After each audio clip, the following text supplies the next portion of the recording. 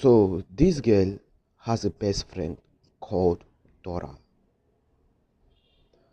Dora was so hardworking that she worked for every bit that she spent for herself. This girl, her name was Brilliant, and Brilliant was also hardworking, but she wasn't hardworking just as Dora. Along the line, Brilliant felt ill and was admitted in the hospital. She lasted in the hospital for over 3 months.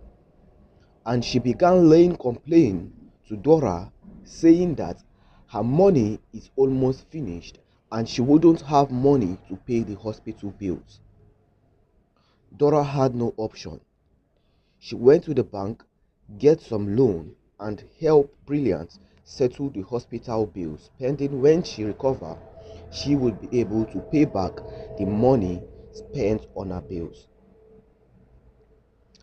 Along the line, few weeks after the payment of her bills, Brilliant finally recovered fully on her feet and was discharged to go home, and she arrived home safely. Brilliant began to work just as the way Dora do. She began to work, gaining income for herself. Past months, past days. After a year later,